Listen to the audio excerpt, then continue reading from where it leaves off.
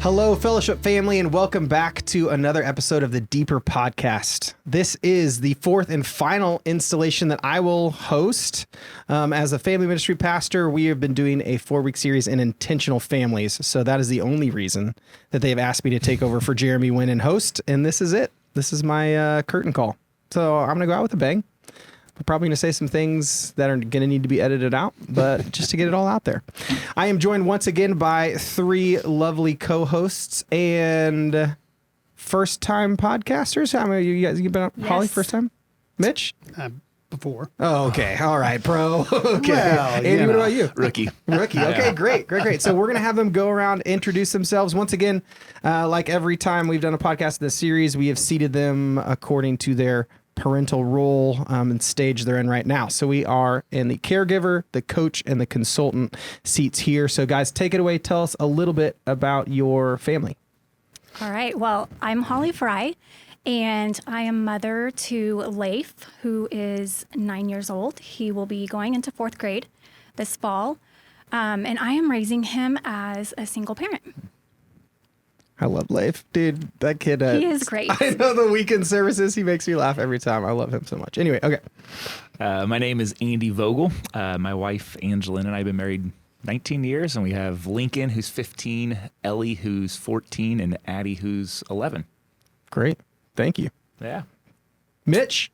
Hi, guys. This is Mitch Miller speaking. I've been married to Fran for 47 years. Whoop, whoop. And we have 2 daughters, 2 great son-in-laws, and 4 super grandkids. Matter of fact, my oldest daughter, today's her birthday. So we're nice. celebrating a great celebration weekend for my oldest daughter. So Today's my wife's birthday. I'll be Birthday doing. twins. There you go. That's great. Okay, are you doing something right after this for? We're tomorrow. Okay. The whole weekend's gonna be about her. It's a whole weekend celebration. Great. Okay, wait. How many grandkids you got? I have 4 grandkids Sweet. from what senior ages? in high school down to 3rd grade. Okay. Cool. Yeah. Cool. Yeah. Okay, so we will be talking. Joe will be talking this weekend about what it looks like to be intentional as a family with blessing your children. Okay, he is going to use the story in Genesis 27 of Jacob and Esau, and Jacob stealing the blessing from Esau. Right. So I was going to pull up and read a lot of this chapter, because it's the whole chapter, but we're not going to do that because, first of all, it's kind of sad, right?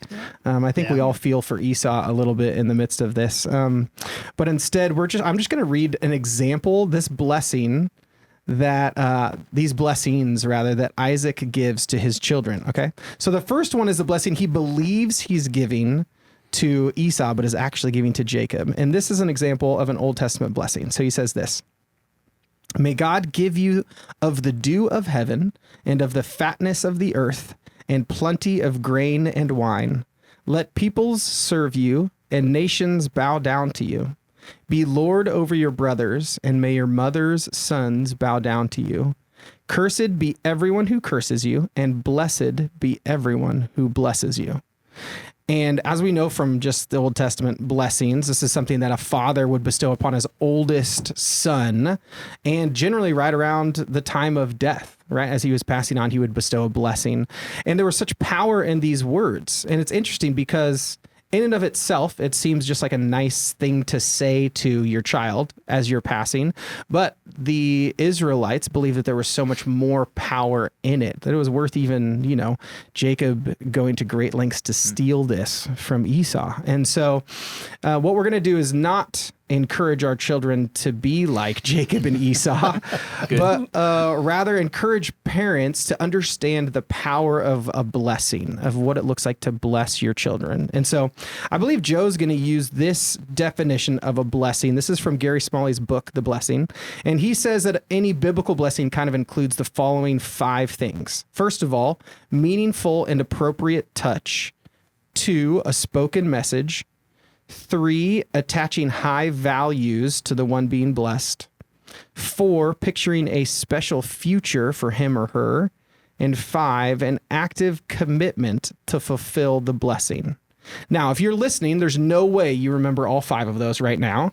In general, we're talking meaningful and appropriate touch, a message, value, picturing a future, and then doing something to make that future happen. So a commitment to making positive things happen for your kids. So roll that around in your brain. And let me just ask you guys, when you think about the ways that you have been blessed by your families of origin, or maybe even people outside of your family, what did it look like for you to receive a blessing when you were growing up? And again, free for all now, so we don't have to go in order, but just, as you feel led, talk. Well, it's interesting. As I was growing up, which has been a few years ago, my mom and dad, we were close family. I have two brothers, and three of us are a year apart. So we grew up very close together. And my dad worked nights, so he wasn't around to go to ball games and Boy Scouts and things like that. My mom did most of that because Dad was sleeping, getting ready to go to work, that kind of thing. And so we were blessed in having a really good relationship with my mom, especially because she was always there. She was the one that was there. She was taking care of the house. She was correcting us when we needed to, and she's the one who said, and wait till your dad gets up, kind of a thing. So it wasn't wait till your dad gets home, wait till your dad gets up. So first thing in the morning, Dad's disciplining you guys. Okay, great. You never know when that might happen, but we were very blessed with that, and we were able to partake in a lot of fun activities, from sports to Boy Scouts to, Sunday school, after school activities, VBS, all those things together. Yeah. And it was a great experience for us. Nice. It's great. That's great. Tough. I mean, your mom's a champ. She was a champ. What a hero. Unfortunately, my mom died at 52 years old from cancer. So we didn't get to have her around a long time. But she was a special person. She always had a good attitude, a good friendly person to be around. Yeah. And she was definitely... She was kind of queen of the house. Okay, well, let me ask you a follow-up question there. So it sounds like Mom blessed you all the time, right? She was doing all of the work and the labor of love. Are there ways in which you remember your dad giving you a blessing besides like the wake-up spanking or anything like that he was doing first thing in the morning? There wasn't a lot of spankings, but I can't say there were none. So, my dad, in later years, and especially after Mom passed away at 52, my dad never remarried, and he died just a couple of years ago. So Dad lived alone, but right here in Topeka, so we were always close. We did a lot of things together, and he attended any events that went on after that. Nice. My grandkids, or my daughters, and then even the grandkids, Dad was always, he went to every event that he could to be a part of those things. He came many times to men's ministry events here at Fellowship Bible Church. He mowed the lawn here at Fellowship Bible Church the first 4 or 5 years. And he showed me a real blessing in that I can still remember Steve Pogue saying, that $200 check that we paid your dad, we still haven't got it cashed yet. And I'd ask Dad, and you know what he'd do? He would give it back and say, put it in the children's ministry. That's awesome. Never cash a check. So that's the kind of blessings. And that showed me, for sure, that there was a lot of other things you could do and other ways to help people than just, to be there and just to pat him on the back or whatever. He was that kind of a person. He was not, as John Trent and Gary Smalley in their book, they talk about what's it called, appropriate touching. Yeah. Dad was not a toucher. Not a toucher at all. He was... I'm a pretty touchy-feely kind of guy. I like hugging. I like, shoulder hugs with guys and with what have you. But Dad wasn't that way. Yeah. But he was certainly a person that you could count on. And that was the cool thing about him. Yeah. I'll jump in there just because that was going to be my answer. But one of my dad's biggest regrets, as he says it, is not knowing how to be somebody who touched us, right? Who hugged us well. He grew up with an awkward father who wasn't good at it. And so he was like, I didn't know what to do. And I'm like, yeah, I get it. Right. We so mirror our family of origin normally. So he struggled with it, but that's like one of the very few ways I would say my parents like struggled to bless us, but it's funny. Yeah. I have two daughters, and the girls used to have a contest to see if they could get Grandpa to hug them and to say, I love you. whenever we'd be together at a family reunion or they'd be together with him, they'd try to get Grandpa to do that. That's and hilarious. they always were so tickled when, I love you, real quick, I love you. Okay. So was the word stuff hard for him too? Like the Yeah. saying "I love you"? Oh, yeah. I feel like Oh. those go hand in hand sometimes. Without Yeah. a doubt. Yeah, for sure, for sure. Yeah. Okay, what about you guys? You want to go, Holly, or want me to? Yeah, I would say like my blessing as a child was similar to what you mentioned, with my mom kind of being the one who was there and showed most of the affection. She was the spiritual lead in our house, and so she was taking us to church, making sure we were there. She served in the church, and so she was a really good example in that way. And like prayed with me and my brother and my sister every night. She was just the one that we would go to if we were worried about something. Or I want to say my dad, on the other hand, blessed us more in the area of being that coach. And when we wanted advice, he was there Oh, nice. to give it. So Great. When you say coach, you mean in that stage of parenting, or did he actually coach your like teams and stuff? in that stage of parenting. Okay, cool. Yeah. That's great. All right. Yeah. What stands out to me, one of the things I always preface this with that I'm kind of amazed by my parents with, they met the Lord right before I was born. And so looking back of going, they were figuring this out. Yeah. They're raising me, but good luck. But a few things I always remember is they were always present. And I know that came with sacrifice of through early years, even into high school years of my dad coaching and knowing he was taking off work early to be a part of things, or elements that came with presence, even came with things, as I said earlier, with sacrifice. Had a lot of surgeries growing up, and knowing I ran my mom really hard with just what I needed with leg complications. And she always met that with grace and love when I probably wasn't deserving of it many times when I was frustrated or dealing with pain. But that was who she was. Yeah. But the thing, I read John Tyson's book, The Intentional Father, a few years ago when Lincoln was turning 13. And one of the things in that was to write your dad a letter and tell him everything he got right. Ooh, nice. Which was so fun. It was, writing You did it. Yeah. pages to him, wrote that letter. Nice. But what I kept remembering on it was, I know they spoke a lot of great things that were true into me, and I remember themes of it, but I remember what they modeled for me, what they did. And so it was, we had family devotionals. We had these elements I remember that felt blessed by, but I remember coming up, waking up, coming out, and either seeing, I knew where my dad was going to be. He's either going to be on his chair reading his Bible, or he's going to be on his knees. Wow, And so that's it was awesome. like, this was a real faith. This wasn't something that was pretense that we spoke about, but like, what he's speaking to me is very real to him. And so I just consider those huge blessings as I look back. Absolutely. Yeah. It's interesting that you say that, Andy, because my experience was the opposite. My mom and dad were both at church. My dad grew up in church. My mom didn't. But when I was growing up, we attended church every week. But I never remember my dad opening a Bible, and I never remember my mom doing it. But yet they were very faithful people with integrity, and they did the right thing. There was the Miller pew at the little Methodist church that we attended. And, it was the second pew on the left from the front. And if somebody sat in it, you kind of looked at them funny, like, what's going on here? You must not know. Yeah. But, we didn't have that.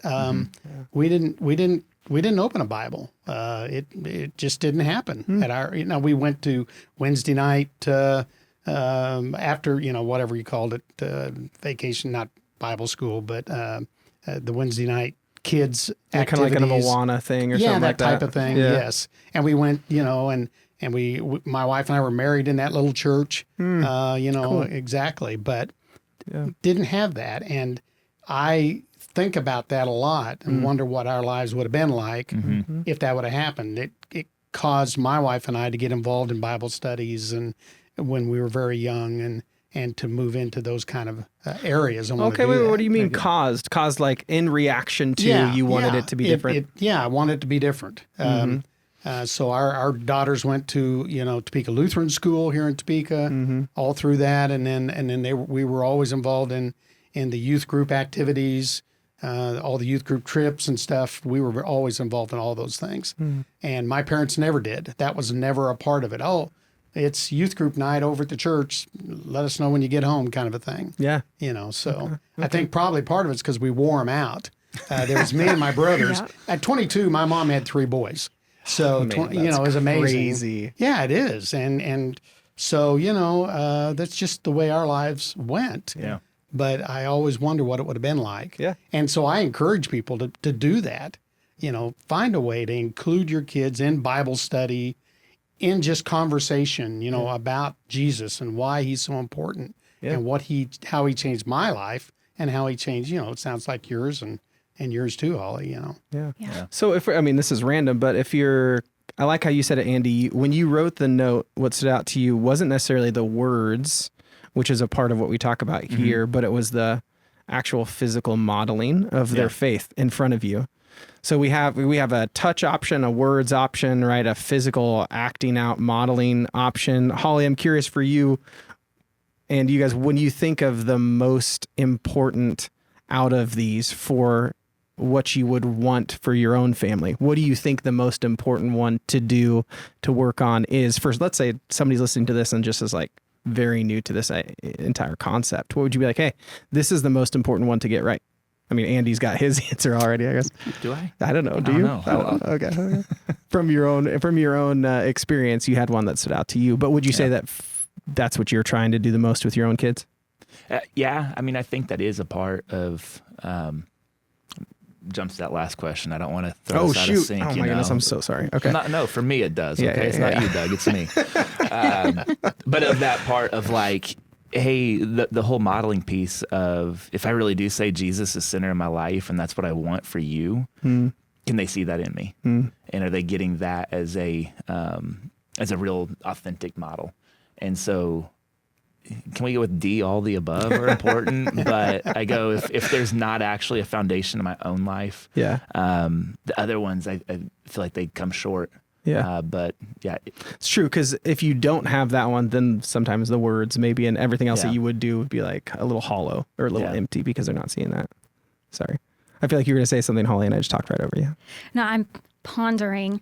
I would say it's kind of based on what I'm already doing pretty well and what I think I need to work on. Yeah, what you're not doing. Yeah, yeah. But I was thinking picturing a special future for my son, and actively committing to fulfilling the blessing, like not just going to services on Sunday, but being intentional and prioritizing my faith and being in the Word regularly.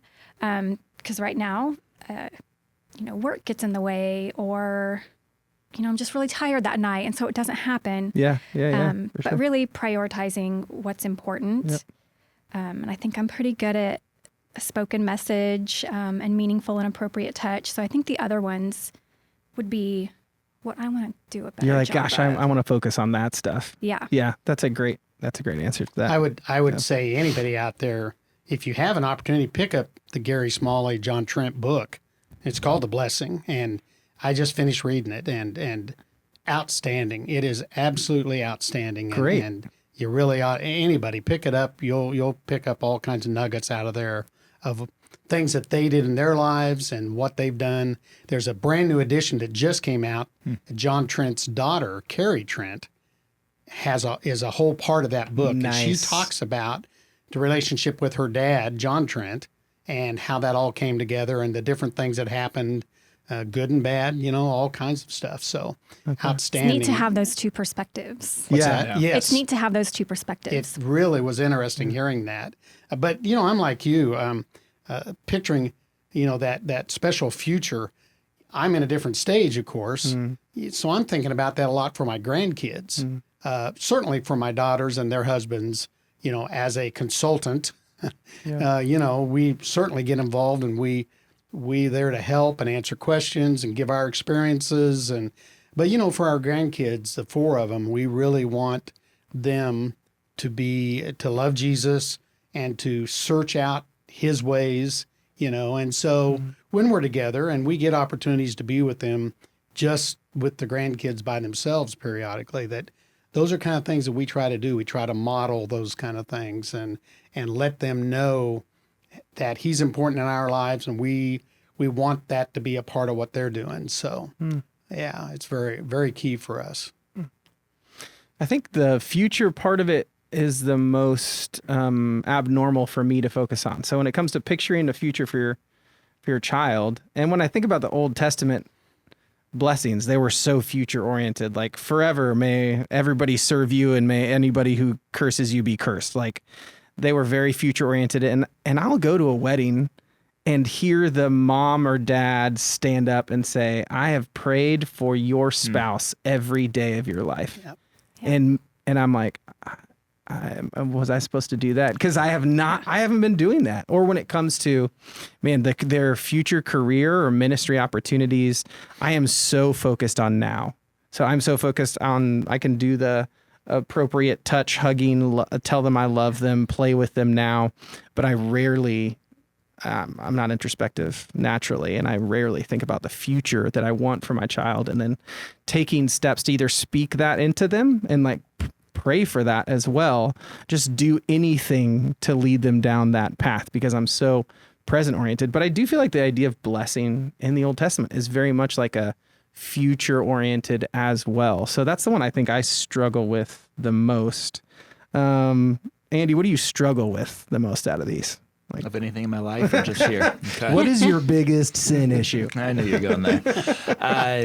Yeah, I think of the one that I struggle with the most. I'll say this: it probably is what a short sells for me to be able to do some of these, but it's in the moments of conversations. That's where I lose patience, because I see a picture of what I want for them in the moment, and I'll lose patience, and I'll try to take control and create something for them, whether it's just dealing with frustration of whatever they may be doing or how they're treating one another.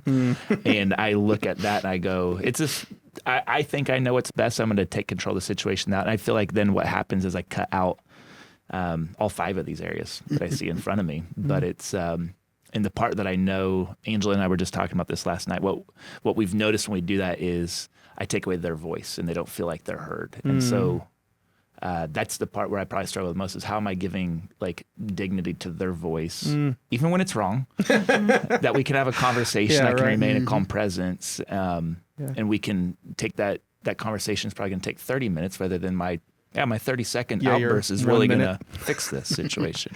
Doesn't work. Dude, that's so now you're just talking in general about what it looks like when we're not a blessing to our kids, right? In general, and what is the temptation? When are the biggest temptations for you to not be a blessing?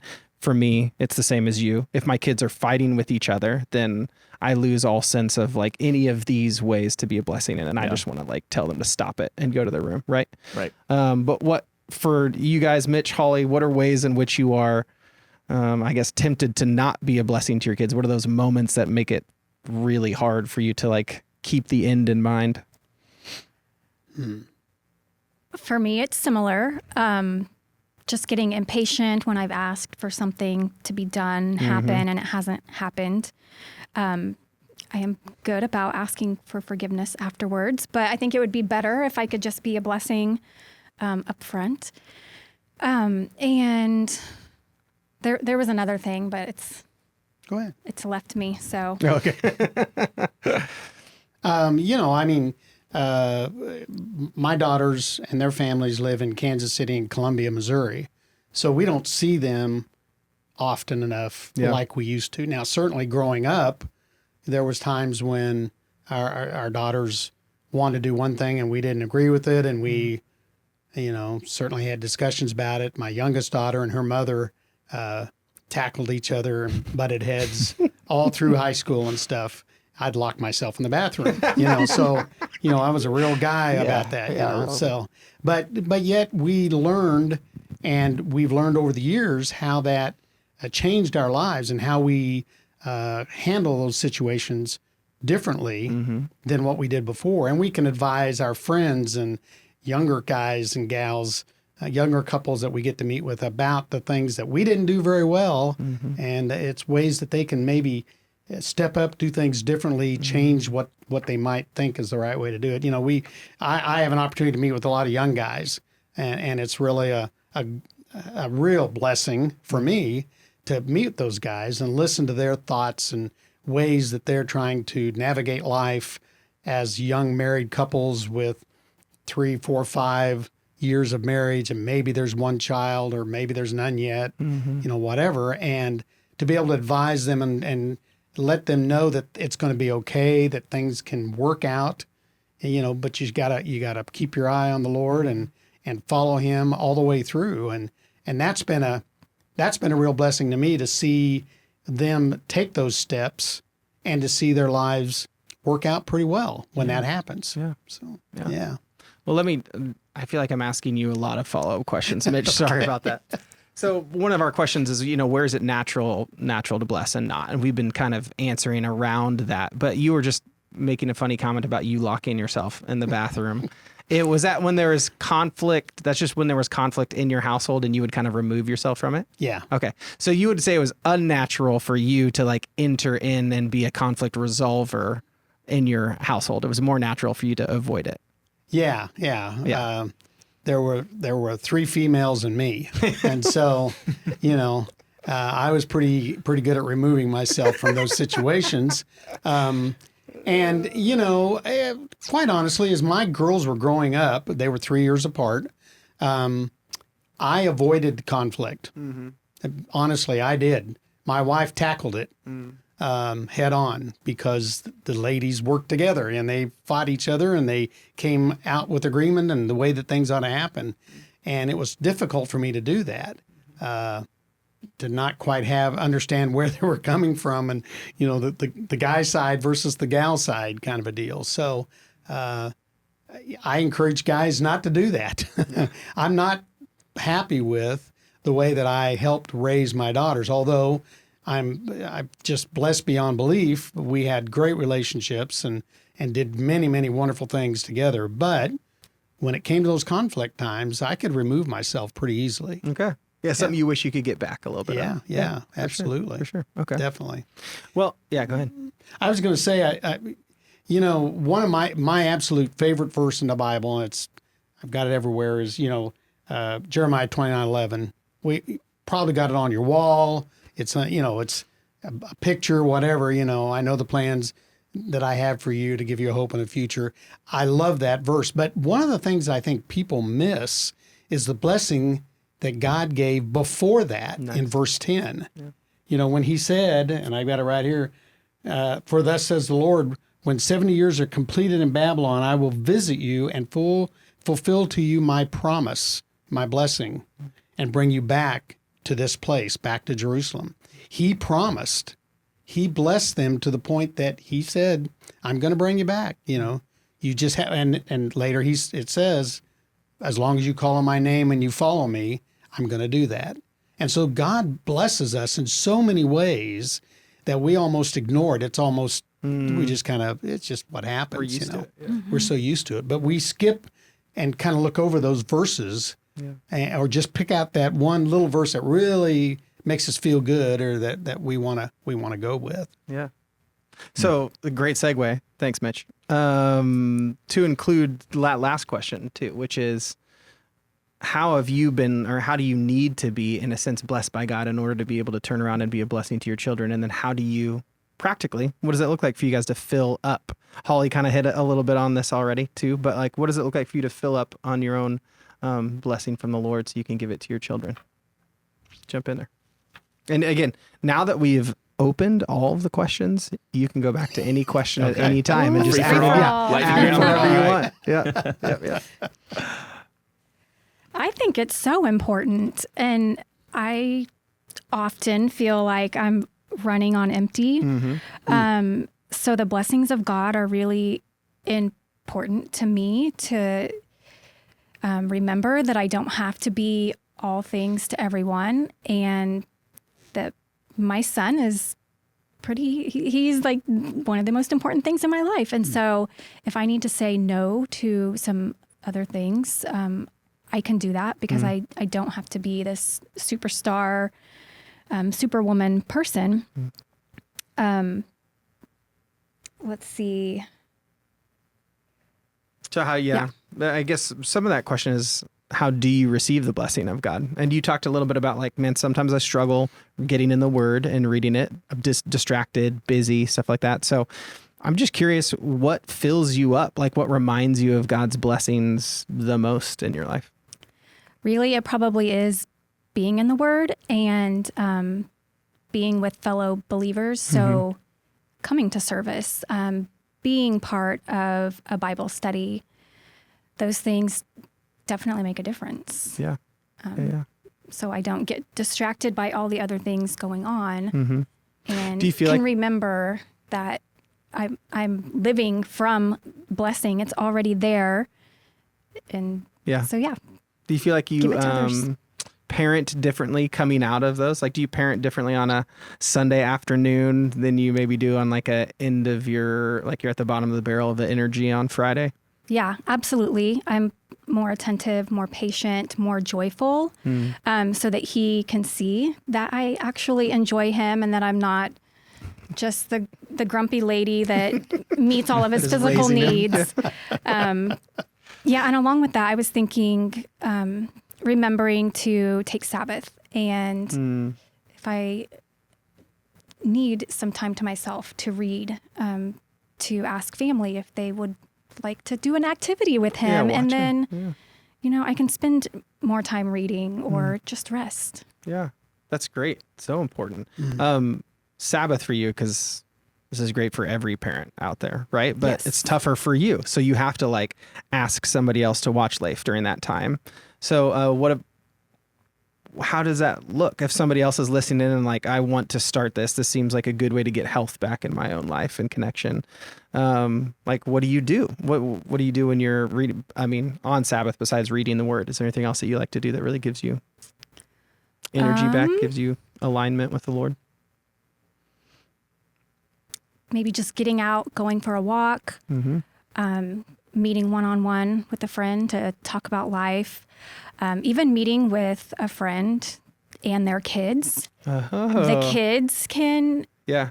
play with each other, go and then play. we can talk and be filled. Yeah. Okay. That's great. I mean, I think Sabbath is so important, but especially hard for you. And it's beautiful that you pursue that. And I think it's great.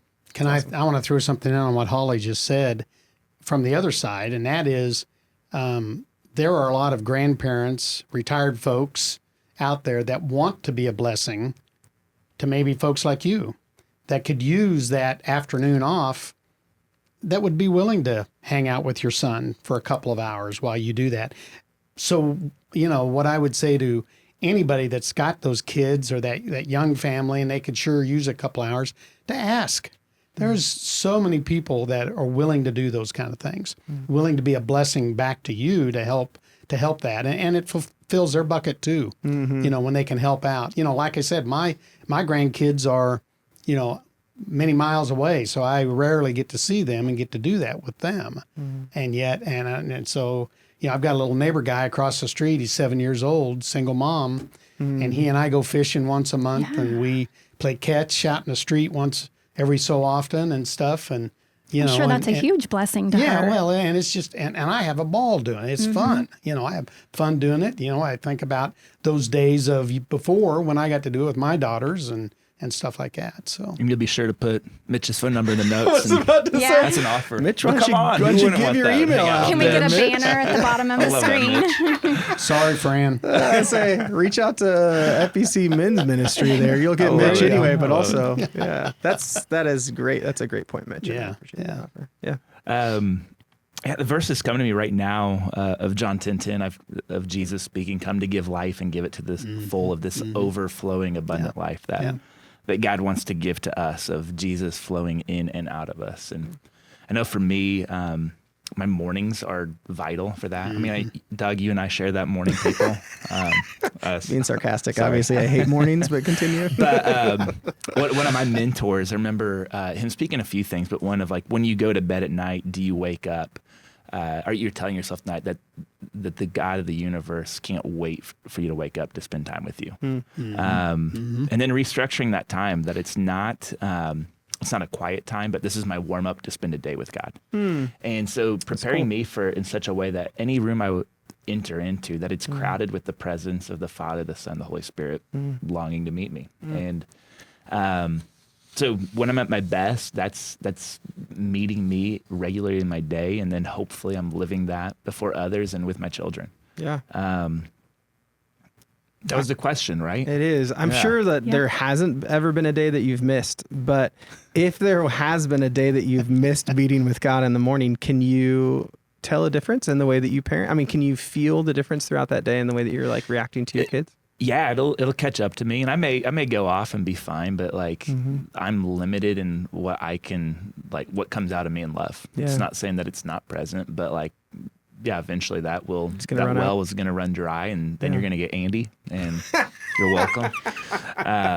That's alter so ego. it's- If right. you've met with God, it's Andrew, but Yeah. man, if you haven't met for a Yeah. while, you get Andy, and that's tough. Yep, that's exactly right, Dude, Yeah. no, I think that's a great point though. Like, I think as Christians, we can sometimes, start to move slowly away from God, and Yeah. we're continue to do things in our power, or at least the well that was once filled up with what God gave us. But the more that we go without being refilled, the more we are going to start acting in our Yeah, own and power. it becomes It's get very worse. circumstantial. Or like if a day's going well and there's not really any problems, like Yeah. I can fake it Yep. pretty well. I may Yep. not know, but how long is that really going to last? Yeah. Like the realness of life is going to invade us, and our real self is going to come out. Yeah, it will be revealed quickly. Yeah, that's a great point. Now, Andy, part of the reason I asked you too on this podcast, not only do I know that you're a great parent, sorry to be awkward and Angelin's better. I just follow her lead. You know? and prop you up, but you also, I've just in getting to talk with you about how you bless your kids. And you told me this story about what it's looked like in travel soccer at times. And so that's a time when I would think most families are just trying to survive, right? Get the kids in the car, get to the game on time, and then make sure that the siblings who are there to watch the kids don't hate the kid that they're having to travel for, all that stuff. But you kind of like shared that you guys did it slightly differently, especially when it involved weekend travel. And I know we have a lot of parents who do that. So tell a little bit about your guys' No, it's the story. reality. We're in a full season of life with kids, activities, and sports. And yes, I mean, the first thing we do we get in the car is like, hey, did you remember your shoes? And they always respond yes. And then 15 minutes later, realize, no, you didn't. We're turning around. But there was this shift, and I don't know where it came, but there was a movement where we went from I should to I can. Like, there's so many things like, oh, I should do this as a parent. I should, to be like, yeah, we have limitations. I have shortcomings, but I can make the most of this moment. And so for us, a lot of it is time in a car, and where we're headed to Kansas City to play soccer, and we have an hour in the car, and we're going to stop for 30 minutes, and we're going to open up the Word and read and discuss. And those, like, were those always great? No. But the conversations that have happened and we've gotten to talk through have been amazing. Yeah. And what's been really fun is we have a couple kids on our team that sometimes we're picking up and taking with us. And guess what? You get to be a part of the Vogel family conversation. And sometimes that's been just me and one of the kids in the cars. We're going to a late Friday night game, and I love those times. Where I get to speak into them, hear what's really going on in life, and then hopefully in some way get to point them back to Jesus. Yeah. Yes, I give them time to listen to what they want to and all those elements, but can we capture some of those moments together? Yeah. Ah, that's beautiful. Woo. Thanks. Mitch, you got anything on, We've had an opportunity to be blessed in our lives. You know, we're talking about giving blessings, but yet to be blessed is another thing that's wonderful to have. We grew up, our kids grew up at our house with a pool, and so we were the place to be. nice. So my high school daughters, freshman and senior, had all their buddies always. I mean, we had 8 or 10, 12 at our house all the time. That's so great. And they ate our stuff and drank our pop and they, and what have you. And there was times we just had great times, and there was times I had to come down on, especially the guys, pretty hard when they were doing stuff they shouldn't have been, what have you. And yet we raised those kids. Many of them, we were their parent. There weren't other parents around. Many of them were single parents. Many of them just kind of ran the streets, so to speak. Well, recently, my wife and I were out for dinner one night, and we saw one of those boys. Hadn't seen this kid in 10 years, this guy.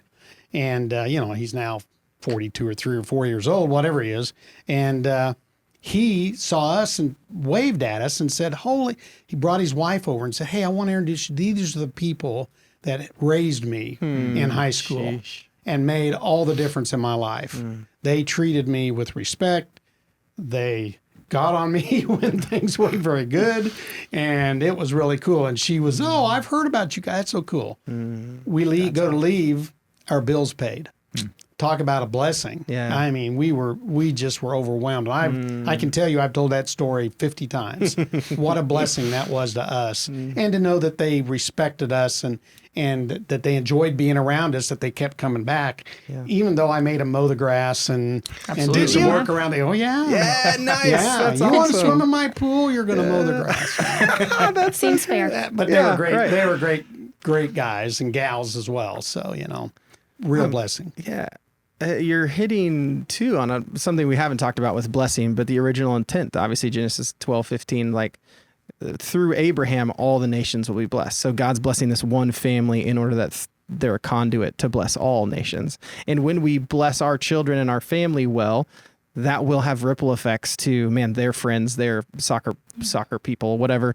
Like it will ripple out to the people around them. And so it's sometimes really tough. It's tough to be intentional with like the awkwardness of, I know that we're going to Kansas City on Sunday morning and we could just like, I'm tired. We could just sit here and everybody could do their own thing and we get to the game and it'd be great. And nobody would be like, I can't believe we didn't have family devos, right? If you haven't started it. But like when you put in the hard work, when you go the extra mile, when you have the awkward conversations, the potential for blessing, you just need to remember, is more than just the kid that you're looking at, right? It is all of the people in that kid's lives that they will touch and all of the other kids that are watching the way that you parent your kids. So I didn't think about this as part of our discussion, but it is true. Like the way you bless your kids will have ripple effects in the community, in their schools. Have you guys seen any of that in the way that you have your kids now interact with other kids in their world, any ways at which you have been intentional in blessing them that they have kind of like mirrored or taken out there and loved other people with, whether it's, again, touch, words, what are these other ideas? Again, the future, the values, any of that stuff. Have you guys seen that? Again, curveball, but. Yeah, this was not on the list. I guess I can think of one little example where, like, playing a sport and a kid gets hurt. Yeah. And Leif being the first one to offer a hand for them to get up and asking if they're okay. Ugh. Were you so proud in that moment? Yes. I'd be like, I don't care if you scored 50 points this game. That's the moment that I'll remember. Yep. Yeah, absolutely. That's awesome. Good job. Good job raising that kid. Yeah. Thanks. Absolutely. Wow. Yeah. That's great. I'm picturing my own kids on our, a lot of their kid to kid time comes with neighbors on our street. And so watching or listening, because our home so far, Mitch, is the home where all the kids come. And it does mean that we always have snacks and sometimes they're at dinner all of a sudden and there's these things that just happen. But there's also means that there's conversations that you get to overhear and you're like, oh man, like I am not comfortable with these kids talking in this way. But to overhear the way that sometimes my daughter than my son will interject and be like, we don't talk about other people that way, or that wasn't very nice to exclude, blah, blah, blah. Those are those moments where you're like, okay, they have taken something and are blessing other people with it, even if it means they're standing up for, what's right and it's uncomfortable. But yeah. Anything else from you guys? Anything in general? Actually, we're almost done here. So anything else in general about blessing, either encouragements to parents who are starting to think through what it would look like to be a blessing to their children, or even encouragements as you look toward the future of how you want to begin to bless in a way that maybe you're not doing right now? Well, I mean, as I said earlier, that book is outstanding. Yeah. The Yeah, I Blessing. did. We should probably stop and say that we are sponsored today by Gary. I'm just kidding. We are not sponsored, but Mitch is doing a great job selling It this book. is. It's outstanding. And if you have a chance, pick it up. The Blessing, John Trenton and Gary Smalley. And it's just lots of great ideas in it, lots of things like that. Things that I wish I would have done. Yeah. I never wrote the letters to speak of. I did write a couple, but, it wasn't anything like that. But my daughters both talk about, we owned a business for almost 40 years. And when you own your business and you're a small business owner, your dad knows. Yeah. You guys all know that, it's hard to get away. You've got to run the company. You got to do what you got to do. And we made a commitment that every summer we would take a 1-week trip. We made that commitment. It wasn't very easy to do. You work 2 weeks before and 3 weeks after just to catch up. Yeah. But they talk about that 1 week many times. And they're both in their 40s now and say, do you remember when we went to such and such? Do you remember what that was like? And those kind of things, those experiences make all the difference. And you don't have to go across the country. You go to Kansas City, you go to Gage Park, I don't care, whatever it is, you can really build experiences. And I'd encourage everybody to find ways to do that, not only with your kids, but maybe it's a grandkid, or again, maybe it's that neighbor kid across the street, whatever. Yeah. Yeah. That's great. No. I think I look overall, I go, it's not easy. And we're not always going to get it right. And there's times I remember even building up what I thought was going to be a special moment with a kid. And it, for them, it just laid it flat. And I remember I had this time with Lincoln. We were at the Pennant when they were doing the big Christmas thing, and his eyes were all over. And I'm like, he's like, "Look, is there anything I said?" And he goes, "Yeah, there's all of this stuff." And I'm like, but then he repeated back what I said. I'm like, okay, we had a good conversation, right? But they're listening and they're paying attention. Yeah. And moments that we think maybe got missed.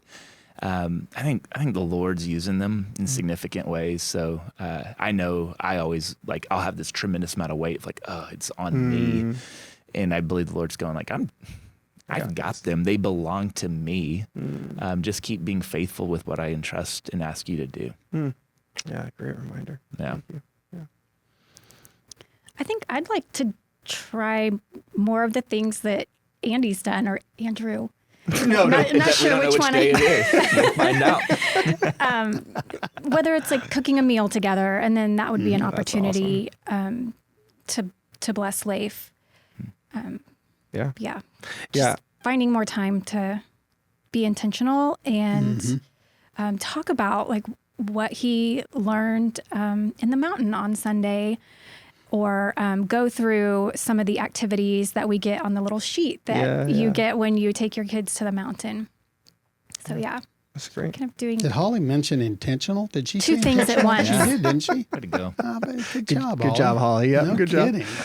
job. I think about the small ways that that people can start, right? If you're looking for a next step. My wife has been good about writing notes. So if you're not a words person face to face, because it makes you awkward to look in your kid's eyes and tell them you love them or they're amazing, notes are a great way to start. Notes dropped in lunches, I know, are really sweet for your kid to get in the middle of the day. That's adorable. Holly, I could do that one. I could totally do that one. Way to go. Yeah. And then the key thing, we always just say this, is just to start. I mean, it feels weird, but I remember the first time I grew up blessed by a father who led us in daily devotions. They were at night and we would sit around and read the Bible. And I shared this on a podcast just a couple weeks ago, but I thought I have to do this the exact same way my dad did, because it meant so much to me. And it was so tough for me to get started because I had the weight and the burden of wanting it to look exactly right or be perfect in how it happened. So I'm sure, Andy, your conversation with Lincoln was the thing that also made me think about this.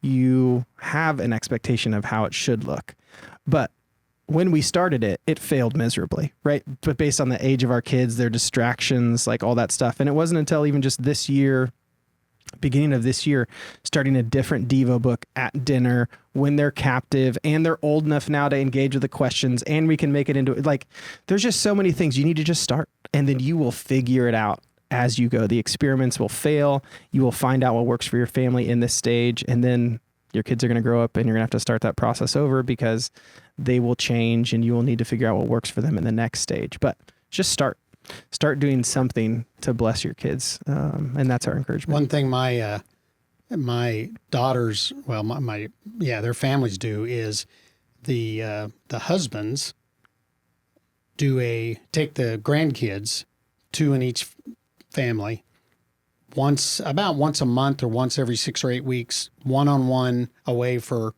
almost an entire day. Oh, wow. Sometimes it's even a weekend, just one-on-one. The kids are 3rd, 6th, 9th, and 12th grades. Yeah.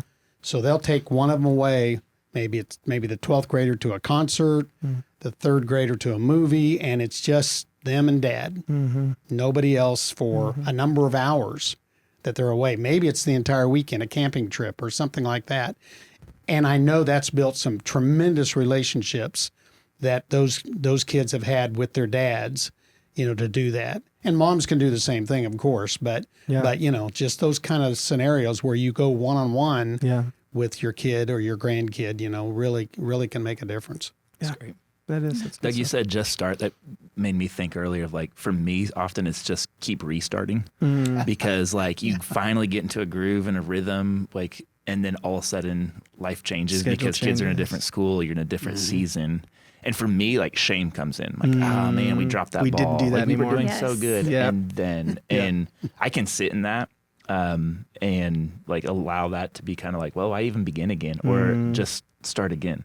And it's going to look different in this new season. And so that's what I need to hear for myself is just start. But it's just keep restarting. Restart. It's going to be Absolutely. the reality. Yeah. Well said. Good stuff, guys. Thank you for sharing all your wisdom, your experiences. I really appreciate it, and your vulnerability. Mitch, will you take us home by praying for all the people out there who are wanting to be a blessing to their kids, but maybe don't bet. know how? Yeah. Heavenly Father, we're so thankful to be here at this church, at Fellowship Bible Church, where blessings abound. It's just amazing to see all the things that our church does and blesses people in so many ways and models to us how to be a blessing. Help us to grab a hold of that model, and the true leader of that is Jesus Christ, and that we look at the way Jesus blessed people, how he was always there when they needed him. He was present in the moment, and help us to be present in the moment. That's where we need to be with our families, with our kids, with our friends, our neighbors, whoever it might be. Help us to be there and be a blessing to them. And thank you for this series. Help us to be intentional, as Joe has talked about, and that we just find ways to lead our families in the right way. In Jesus' name, amen. Amen. Well, thank you for tuning in, and we will catch you next week as Jeremy Wynn takes back over hosting duties on the Deeper Podcast. See you then.